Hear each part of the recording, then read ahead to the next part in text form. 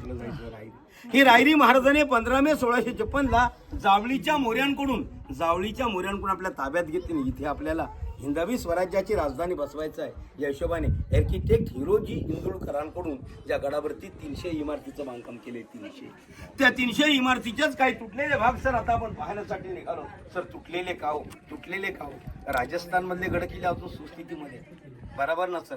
अपवाद मॅडम फक्त महाराणा प्रतापचा चित्तोडगड सोडला ना तर राजस्थान मधले बहुतेक गड किल्ले सुस्थितीमध्ये आहेत. मग आपल्या महाराष्ट्रातले सगळे का तुटलेत आपल्याला माहित असेल की इंग्रजांनी मराठी सत्तेचा राज केला आणि मराठ्याने इंग्रजांना शेवटपर्यंत लढा दिला. कारण या उक्तीप्रमाणे कदाचित चुक्ती तुम्ही पण ऐकली असणार हो. अंधाराला घाबरत नाही कारण त्याला उजेडाची साथ आहे. मोडेन पण वाकणार नाही. ही मराठ्याची जात आहे. या उक्तीप्रमाणे मराठ्याने इंग्रजांना शेवटपर्यंत लढा दिला सर. आणि इंग्रजांनी मराठ्यांचे कुठलेच गड किल्ले ठेवले नाही.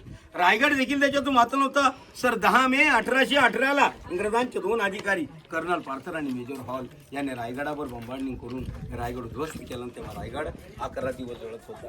त्या 11 दिवसामध्ये इथलं लाकडी काम पूर्ण जळून गेले. त्यामुळे गडावर पाहायला मिळतात इमारतीचे तुटलेले चौथरे, दगडांच्या आणि विटांच्या भिंतीवरून कल्पना करायची आहे की त्या काळातलं बांधकाम कशा तऱ्हेचं असेल आणि किती मजबूत असेल. आताच आपण सगळे ज्या दरवाजातून किल्ल्यामध्ये आलो बघा, हा मेणा दरवाजा. मेणा त्या काळात सर मेणा आणि पालखीचे 2 प्रकार चालले.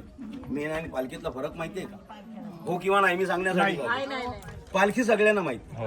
मग पालखी आणि मेणा प्रकार एकच, पण फरक काय तर मेणा बंद, पालखी उघडी. मेणा लहान, पालखी मोठी. आणि मुख्य फरक मेणा हा स्त्रियांसाठी आणि पालखी ही पुरुषांसाठी. म्हणजे सांगायचं तात्पर्य हेच की राजवंशातील स्त्रिया मेण्यातून बसून या दरवाजातून येत जात होत्या म्हणून हा मेणा